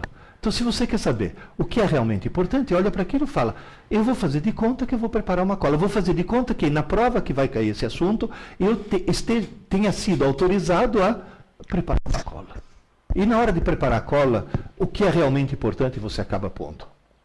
Mas tem gente que é tão imbecil que xeroca a cola do outro, né? Mas aí tudo bem, aí é outro problema. Daniel pergunta, essa leitura deve ser também uma leitura atenta e escrita, tal como um período de estudo, e deve também ser quebrada a cada 30 minutos? Não, Não. A leitura por prazer pode tocar em frente. Pode tocar em frente porque essa é uma leitura que você não está querendo que aquilo fique gravado permanentemente do teu cérebro. Na realidade vai acabar sendo gravado porque se é uma leitura prazerosa, a emoção, o prazer de descobrir a história, não, agora vai acontecer isso, vai acontecer aquilo, esse prazer de descobrir a história é suficiente para motivar teu cérebro a acabar gravando a maior parte disso daí. Mas na realidade é uma leitura, insisto, que deve ser uma leitura por prazer, porque você está se divertindo. Ou seja, se você conseguir fazer com que tua principal forma de divertimento, a segunda, né? A primeira é sexo, mas a segunda forma de divertimento mais interessante seja a leitura, intelectualmente você está feito. Felipe pergunta, professor, costumo ler muitas matérias, livros e assistir palestras sobre os assuntos que gosto. Para gravar isso, devo sempre fazer um resumo escrito sobre tudo que vejo no meu dia? Sim, só que eu te daria um conselho. Fazer um resumo exige conectar palavras, e ao não conectar palavras, você vai escrever muitas palavras que têm apenas a função de distribuição do texto e não são palavras-chave. Então eu diria para você fazer menos do que um resumo. As palavras-chave, aquela que você fala, esta frase não posso esquecer, essa palavra eu não posso esquecer, isso eu não posso esquecer. Então só as palavras-chave que vão servir depois como gancho mnemônico para aquilo que você está fazendo. Ou seja, faz uma experiência, tenta pegar uma história infantil, sei lá, Chapeuzinho Vermelho, e tenta escrever Chapeuzinho Vermelho em 20 palavras. Você não vai usar e, ou, com, entende? Tenta escrever em 20 palavras que você vai ver que você pega a parte essencial. Quem comeu quem? Pronto. Kaline pergunta, em sua opinião, qual a melhor estratégia para passar em um concurso público muito concorrido? O concurso público muito concorrido, você viu a curva de QI, né? Quem está concorrendo naquele concurso está lá, naquela curva. Tá? De todo tipo. O truque qualquer. Dá um jeito de ficar no cantinho. Dá um jeito de você ser uma das pessoas mais inteligentes daquele concurso. Isso vale para concurso público, isso vale para vestibular, e isso vale para a vida profissional. Hoje em dia, as empresas estão desesperadas, porque estão recebendo diplomados ANTA. Eles usam essa palavra, ANTA diplomado, ou seja, pessoas que obtiveram diploma, mas não desenvolveram a própria inteligência. O truque é esse. É muito concorrido, seja uma das pessoas mais inteligentes. Como é que eu faço? Suba a escada. Suba a escada. Devagar, mas suba. Então, se você não conseguir no concurso de hoje, você vai conseguir no concurso do ano que vem. Mas comece a subir a escada hoje. Quem pergunta agora, ele entrou com o nome na sala que está sem acento, mas eu imagino que é o Zé. Tá? Eose, né? E-O-Z-E. É o Zé. Então é o Zé. Nessas 3 horas e meia, deve estudar várias matérias ou somente uma matéria? O ideal é pular de uma para outra. Deixa eu explicar por quê. Aquela tal história. Quando você usa o cérebro, você está ativando redes neurais, está gastando energia nessas várias redes neurais, está gastando substâncias químicas, enzimas que precisam ser repostos depois nas várias redes neurais. Se você estudar matérias diferentes, o que vai acontecer? Enquanto você está estudando matemática, você está dando um descanso em português. Enquanto você está estudando história, você está dando um descanso na álgebra. Ou seja, você está passando de uma matéria para outra, sempre tentando não perder o fio da meada, obviamente, tá certo? Mas o ideal seria se você se organizasse que cada uma daquelas meia horas fosse dedicada a uma determinada matéria. Porque permite que o cérebro... Porque o cérebro, quando o cérebro se concentra numa coisa só, é a hora que ele cansa, é a hora que ele não aguenta mais. Então, pulando de uma para outra, você consegue reduzir um pouco esse cansaço. Alessandro pergunta, para estudar temos que ter 30 minutos de estudo e 10 minutos de descanso. No caso da aula, até quanto tempo seria o ideal para não obter um retardo na obtenção da informação? Eu diria que uma aula deve conter de informação realmente essencial 30 minutos. Mas os outros 20 minutos, eles servem para quê? Eles servem para tirar dúvidas, servem para discutir a coisa, servem para contar, por exemplo, uma curiosidade a respeito do assunto, que muita gente acha que é inútil, porque quando o professor conta uma curiosidade, o cara fala, mas isso cai na prova. É o chamado idiota da objetividade quem faz isso. Na realidade, aquelas curiosidades, aquelas coisas adicionais, são ganchos mnemônicos que permitem com que você possa lembrar da coisa. Outro dia eu estava ontem à noite, na BR, eu moro em Itapecerica da Serra, na BR-116, a Regis Bittencourt, BR-116. Todo mundo sabe que a Regis Bittencourt é BR-116.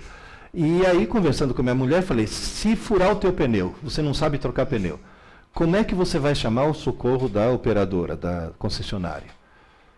Porque tinha passado, ou era 0800, 70, 90, 116. Aí ela falou, o 0800 dá para lembrar porque todas elas são 0800. O 116 está na cara porque eu estou na BR-116, eles fizeram até de propósito. Mas como é que eu gravo 70, 90? Falei, simples. Tenta imaginar que você está num barco, num veleiro, no meio de uma calmaria, e o desgraçado não consegue andar. Ela falou, e? Falei, você quer andar, mas é uma calmaria. Falou, e? 70, mas 90. Então, bem que você 70, você tenta, mas 90. Ela falou, mas isso é muito infame. Sim, é infame, mas você nunca mais vai esquecer isso, porque justamente você criou um gancho mnemônico para a coisa. E vocês também não vão esquecer nunca mais. Você vai rezar furar o pneu só na BR-116. O Davi pergunta, professor Pierre, após assistir uma aula, caso eu converse com outras pessoas sobre a informação assistida, realizando um debate, é possível fixar a informação? Professor Pierre, você recomenda algum artigo? Não terminou. Na realidade, veja bem, essa história do debate é útil, mas lembre-se, não é estudo. Agora, ele é útil se o debate for acalorado. Por quê? Debate acalorado significa emoção. E emoção significa o quê? Maior chance de que teu cérebro queira gravar alguma coisa. Artigos, olha, eu aconselharia uma enormidade deles, mas eu vou te dizer. Faz uma coisa, eu tenho um site. Entra naquele editora.tv, você é remetido inclusive para o meu site, dá uma olhada nos vários artigos que eu escrevi naquele site, que já é um bom caminho, porque lá inclusive indica uma certa bibliografia, né? Ótimo. Daniel pergunta, a leitura do período de entender a matéria, para quem estuda sozinho, deve ser quebrada em ciclos de 30 minutos? Bom, agora você está lendo para efeito de estudo, você está lendo para entender, para depois você aprender. Existem duas técnicas aí, como é o nome deles que se escuta? É o Daniel. Daniel, tem duas técnicas, e eu descobri que essas técnicas variam de pessoa para pessoa. Uma das técnicas qual que é? É o sujeito ler o texto, direto, ler, e depois pega papel e lápis e relê, anotando as coisas importantes. A segunda técnica, que muita gente usa, qual que é? Não fazer a primeira leitura, é já ir fazendo isso. Eu prefiro a primeira técnica. Por quê? Porque você já tem uma visão geral. Portanto, na hora de fazer o que é importante, você já tem uma ideia do que é realmente importante, entende? Então você já fez uma leitura geral e depois... E nessa leitura geral, eu diria que os 30 minutos são mais do que suficiente. Dá sempre um intervalinho. Sempre... O intervalinho é fundamental, desde que seja um intervalinho, não vai exagerar, né? Júnior, é a pergunta que eu gostaria de fazer. Só que para você passaram-se o semestre, né? Para mim passou quase uma vida, mas tudo bem. Já passou um mês de aula no semestre. Não segui a filosofia, aula dada, aula estudada hoje. Que estratégia pode me ajudar para armazenar o tempo e o conteúdo perdido? Em primeiro lugar, comece a fazer aula dada e estudada já. E não tente recuperar o tempo passado de uma vez. Faz uma coisa, comece a estudar corretamente agora. Mas eu tenho que voltar. Então, atenção, na hora de voltar, seja seletivo. Eu estou voltando numa coisa que vai servir de pré-requisito para o que eu estou vendo, volta. Estou voltando numa coisa mais ou menos independente que não vai servir de pré-requisito, espera. Você vai dizer, e quando é que eu vou recuperar isso? Fins de semana, é para isso que servem os fins de semana, para recuperar o tempo perdido. Davi, pergunta. Professor Pierre, você recomenda um artigo para me aprofundar no funcionamento do cérebro para fixar informação? Que ele não tinha terminado o texto, mas você já acabou respondendo isso, tá? Sim, eu aconselho, olha, é meio cabotino falar isso, é meio autoelogioso, mas infelizmente é verdade. Leia meus livros que você vai realmente perceber muita coisa. A Kaline carinhosamente comenta: parabéns, professor, o senhor é muito inteligente. Bom, eu tenho 70 anos subindo a escada, dá para subir a escada bastante. Mas tem que subir a escada. Isso é fundamental. E fazer ginástica mental, palavras cruzadas, xadrez. Xadrez eu sou um péssimo jogador, já descobri que nem vale a pena. Mas eu ganho também, viu, no xadrez. Sabe como? Eu pego o mestre em xadrez, falo, eu te desafio. Ah, porque eu sou mestre em xadrez. Eu não, eu sou péssimo. Só que, por favor, olha esses papeizinhos aqui, sorteia um. Ele sorteia, fala o nome de uma peça. Torre, abre. O que está escrito? Cavalo. Ótimo. No nosso jogo, a torre se move como se fosse um cavalo. Sorteia outra. Fala o nome de uma peça. Peão. A rainha. No nosso jogo, todos os peões se movem como se fossem a rainha. E faz isso. Aí eu ganho. É claro que eu ganho. Porque tanto para mim quanto para ele é uma novidade. Só que para mim é uma novidade na qual eu me ponho a pensar. Ele não consegue porque está com a cabeça tão bitolada nas regras do xadrez que ele acaba perdendo. Isso é uma forma de ginástica mental, viu? Excelente. Mudar todas as regras nesse sentido. Mudar as regras. Phil pergunta: costuma explicar as matérias para outros alunos do meu colégio. Isto seria como estudar ou não? Sim. Olha, tem um ditado entre os professores que diz: se você quiser realmente aprender um assunto, dê aula dele. Dá aula daquele assunto que você realmente vai aprender o assunto. É fundamental. Tanto é que todo mundo fala: ah, mas você critica estudo em grupo, tá. Eu falo: eu não critico, tem um cara que leva vantagem. É aquele que está explicando as coisas para os outros. Esse é o único que está realmente aprendendo. Funciona, viu? Funciona muito bem. Dar aula para os outros é fundamental. Daniel pergunta: qual é a sua opinião sobre leitura em e-readers, como o Kindle? Aí que está. Deixa eu te explicar. Descobriu-se que tela que emite luz dá só 30% da retenção do que papel que reflete luz. Esse é caso que todo mundo já passou por isso. Todo mundo, você também já passou por isso. Ou seja, você gera um texto no computador, corrige o texto até ele ficar perfeito. Quando ele está perfeito, você imprime e toma um susto. Você fala: meu Deus do céu, deixei passar tanto erro, porque na tela você não viu. A Folha de São Paulo fez uma experiência, pegou alguns leitores que liam o jornal em papel, outros leitores que iam o mesmo jornal no tablet, idêntico. 3 meses depois foram fazer um recall do que, quem leu em papel deu de 10-0 nos outros. Só que o Kindle funciona como? Na hora que descobriram que a tela que emite luz não dá retenção, eles inventaram um display de electronic paper, de papel eletrônico. Tanto é que o Kindle, você não lê no escuro, você tem que ter uma fonte de luz. Alguns vêm até com abajurzinho. Então, digamos assim, é um quebra-galho para substituir o livro da melhor maneira possível. Mas, insisto, é um quebra-galho. Nada substitui o folhear, cheirar o papel, conseguir ver. E, de repente, você está assim. Opa! Já passei da metade. Do Kindle, você nunca vai saber se você já passou ou não da metade, porque a espessura dele é exatamente a mesma. Olha, opinião minha. É lógico, você está no avião com aquele Crônicas de Guerra, de Fogo e de Gelo, que um negócio desse tamanho. Se você levar o livro a bordo, você paga excesso de bagagem. Então você vai levar o Kindle para no avião você poder ler. Tem essa facilidade. Mas se você está em casa, é livro mesmo. Isso que funciona. Pergunta o Daniel: posso tocar violão nos intervalos? Sim, por favor, é o melhor.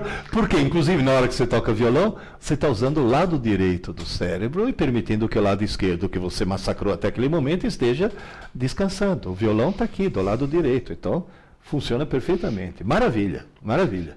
O Léo pergunta: como ter certeza de que aquilo que foi estudado será devidamente gravado? Está devidamente gravado ou será devidamente gravado? Tem um truque. Uma semana depois, faz uma rápida revisão naquilo que você estudou na semana anterior. Você vai descobrir o que foi gravado e o que não foi gravado e, portanto, precisa ser regravado, porque nem sempre a retenção é 100%. E existe um fenômeno estranhíssimo chamado canibalização de redes neurais. Deixa eu explicar. Você aprendeu alguma coisa, criou uma rede neural. Se ela não for usada durante um certo tempo, a rede neural adjacente que está se criando vê um monte de neurônios parados, fala, opa, e toma. Na hora que toma, aquele assunto acaba sendo esquecido. Então é bom sempre fazer, uma semana depois, fazer uma revisãozinha. Jéssica, eu não sei se foi acidente ou se você foi proposital, mas ficou bonitinho. Professor, todos podem aprender sobre qualquer assunto? Então as dificuldades em algumas matérias, como matemática, são totalmente justificadas? Na realidade, todo mundo pode aprender qualquer coisa, não existem limitações. E está aí o Kumon que não me deixa mentir. O Kumon, na hora que alguém tem dificuldade, por exemplo, em matemática, o cara vai fazer Kumon e descobre que simplesmente ele aprende tranquilamente. Qual é a técnica? Lápis e papel. Qualquer coisa você aprende se você mexer com lápis e papel. Tanto é que uma das minhas filhas está em Brasília, quer fazer concurso. Ô pai, eu tenho um problema em matemática, você que conhece o pessoal do Kumon, não podia pedir para eles para fazer um curso de Kumon pela internet? E falei, filha, mas a essência do Kumon é o lápis e o papel. Como que vai fazer pela internet? O cara tem que escrever, não adianta. Não. Kaline pergunta, nossa, acho que Kaline, eu sei em parte a resposta dessa pergunta. Algum tipo de exercício para estimular o cérebro? Vários exercícios para estimular o cérebro, como alguém já disse aí, jogos de estratégia, xadrez, damas, palavras cruzadas é uma coisa assim importantíssima. Outra coisa, entra na internet, no Google, e procura IQ, quer dizer, IQ, Test Non-Verbal. Testes não verbais de QI. Você vai encontrar um monte. Começa a fazer. Uma pela curiosidade de você, eu vou ver o quanto eu sou inteligente, mas não. Outra, porque quanto mais você fizer esses testes, mais você acaba se tornando mais inteligente, porque a cada teste que você resolve, é uma rede neural nova que você está ativando. É uma coisa assim fantástica.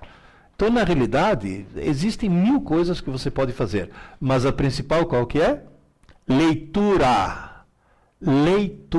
Ler muito, nem que seja para ler Júlia, Bianca, Sabrina, Crepúsculo, essas coisas horrorosas, mas pelo amor de Deus, leia. Isso é fundamental. Desculpa. Daniel pergunta, como a revisão deve ser feita? Deve ser escrita tal como período de estudo, lápis e papel? Lápis e papel. Obviamente sendo cada vez mais sintético, porque aí cada vez você vai pegar a essência da essência da essência, né? O Luiz, se bem que já respondeu ela, mas eu vou repassar essa pergunta. Estou aprendendo um novo idioma, o Luiz pergunta. Existe uma maneira especial para estudar em um novo idioma com mais eficiência? Sim, aquilo que eu falei. Assista um filme com o idioma original e a legenda no idioma original. Isso é importantíssimo. Tem gente que fala, mas aí eu não vou entender nada. Então faz uma coisa. Assiste o filme dublado. Você vai entender tudo. E depois, 3 ou 4 meses depois, faz isso que eu falei. Assista de novo com o idioma original e legenda no original. O enredo você já sabe. E aí você vai contextualizando e você vai acabar aprendendo dessa forma. Essa é a maneira com a qual a criança aprende um idioma. Ou seja, contextualizando. É a única maneira que você tem de realmente aprender. Eu vou te confessar uma coisa. Eu sempre falo que eu falo inglês. Mentira. Eu falo inglês muito mal. Por quê? Porque eu aprendi inglês lendo. Eu leio e escrevo com muita fluência. Só que na hora de falar, não sei como pronunciar a bendita da palavra, que eles têm umas regras malucas. Mas, na realidade, eu aprendi lendo. E lendo o quê? Ficção científica, Isaac Asimov. Eu queria saber o fim da história.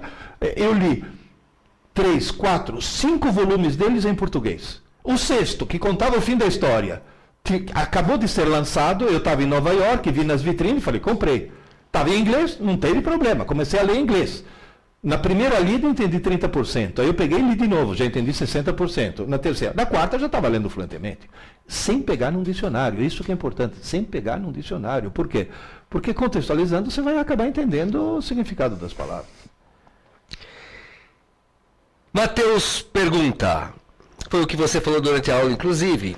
Tenho aula à noite e se eu deixar para estudar no dia seguinte, eu perco essas aulas? Perde. Infelizmente, perde. Então, na realidade, é melhor você perder meia hora de sono, acordar meia hora mais tarde se puder, ou coisa desse tipo, mas tem que ser Na aula que você teve à noite, aquela aula vai ter que ser estudada na mesma noite, com papel e lápis. Isso sinto muito, o cérebro humano exige isso. Não fui eu que inventei isso, é o cérebro. O Júnior pergunta, tenho dificuldade em me concentrar em leituras de novos conteúdos na faculdade. Tenho que ler várias vezes até entender para posteriormente passar a estudar. Como posso ganhar tempo nesse processo? Veja bem, duas coisas. Primeiro, se você tem dificuldade em interpretar aquilo que está escrito, isso provavelmente você não é um leitor.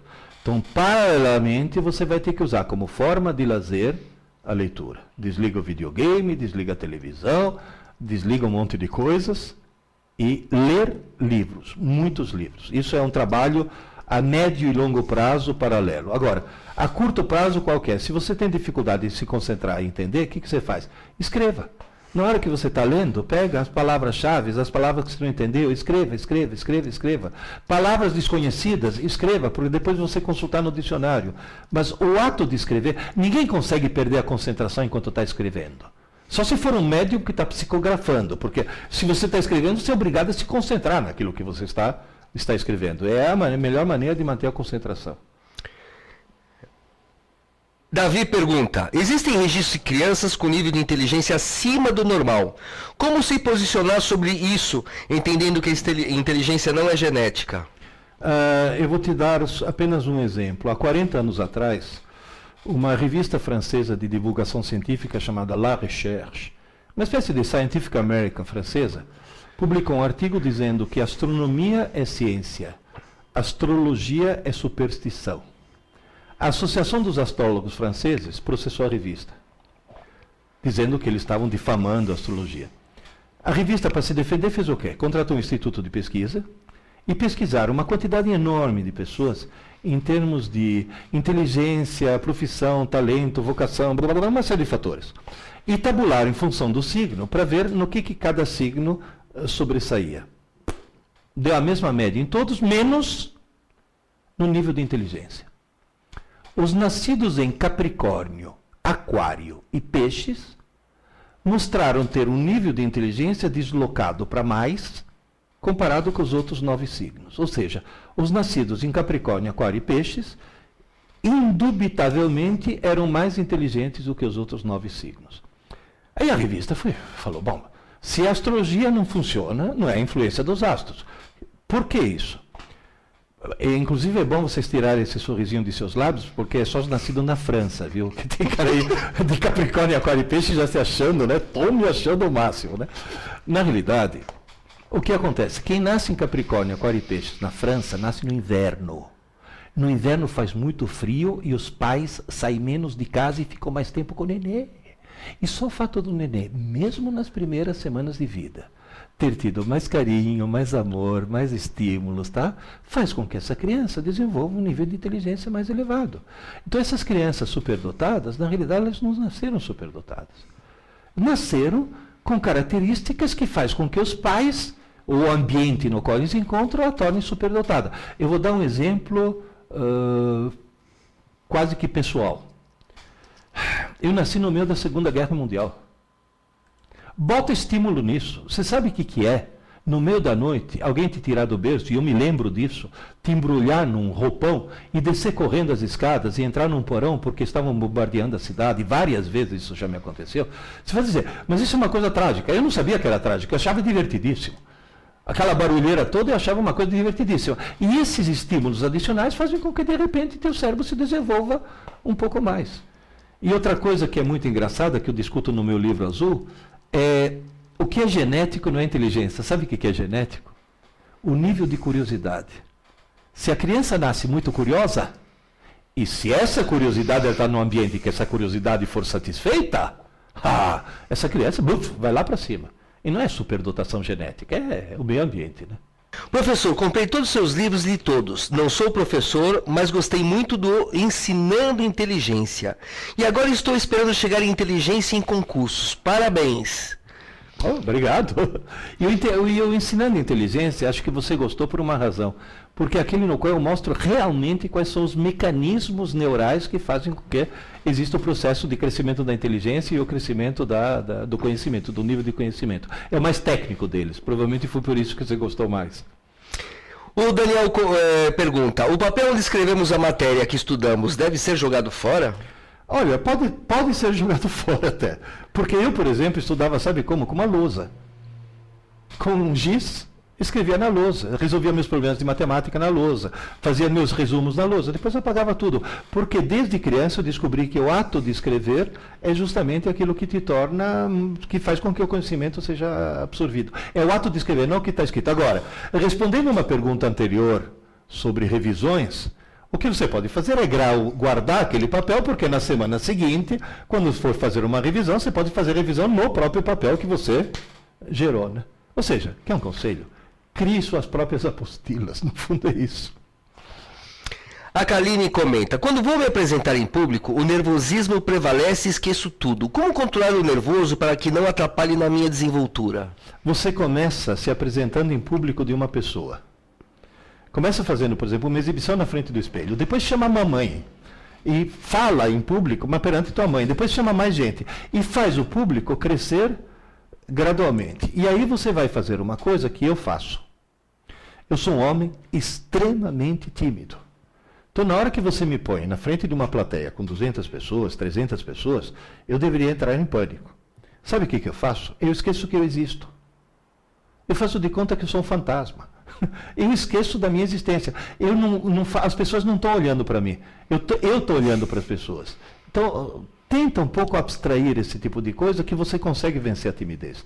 A timidez... Agora, se você chegar a falar, ai, eu estou nervosa, vou entrar em pânico, aí você entra em pânico mesmo, tá certo? Então faz essa coisa, vai aumentando a plateia gradualmente até você se acostumar com plateias maiores.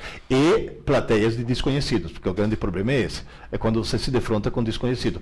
Eu, nesse momento, estou num problema terrível. Eu estou me defrontando com 20, 30, 40, 50 desconhecidos.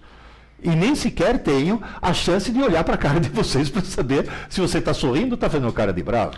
Então, não tenho nem sequer esse feedback. Isso, para alguém que é tímido, é terrível. Pode acreditar. O Tai comenta, sempre estudo escrevendo e acabo escrevendo muito. Aconselho só colocar as palavras-chave ou deixo isso para a revisão? Não. Começa a palavra-chave desde o começo. Não escreva demais, porque aí sim é perda de tempo. Escrever demais é perda de tempo. Escreva só as palavras-chave. Tem algumas meninas, porque isso é uma mania das fêmeas, que tem a mania de fazer aquela canetinha amarela fosforescente. O conselho que eu dou para elas é o seguinte, leia o texto com a canetinha amarela, bem economicamente, sublinhando o que é importante. Depois você pega o papel e o lápis e tudo que você sublinhou, escreva.